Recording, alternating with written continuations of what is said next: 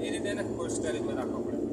તો ચણા ફૂટ ના પડે એમ. વધારે વધારે 1.5 મહિનો એનાથી ઉપર તમે ચણા રાખો ને પછી અંદર ભૂંડ પડવાનું ચાલુ થઈ જાય અને ભૂંડ પડે ને એટલે ચણો ખબર આખા ચણા વચ્ચે ફાટ્યું થઈ જાય અને વચ્ચે આમ ખાઈ જાય ફાટેલા એવું થાય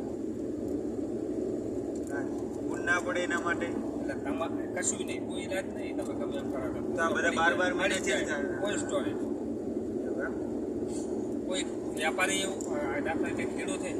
300 મણ ચણા થયા હવે એમાં એમને 150 મણ આપી દીધા 1081 ભાવના અને 150 મણ મેં રાખી એમ કે સારો ભાવ ખાસી દીધી આપીશ હવે મહિનો રાહ જોઈ 2 મહિના રાહ જોઈ 3 મહિના રાહ જોઈ પછી જ્યારે 3 મહિને એ અંદર જ્યારે જુએ ને ત્યારે અંદરથી હે ને આ લોટ હતા ઘઉંમાં લોટ નતો તો લોટ હોય ઘઉંમાં તનીરા આવે લોલા મૂળું આવે પણ તનીરા તો બહુ ના ખાઈ શકે લોટ જે ચણા રહ્યા ને આખી આખી ફાટ તમે કોઈ કામ જ ના રાખી માર્કેટમાં વેચો એટલે 1081 નજીક વધારે ભાવ લેવો તો એને પછી 1000 ભાવ ડાઉન થઈ જાય એવું તો કોઈ રાખે નહીં અને દાખલા કે મારે હું ખેડૂત મોટો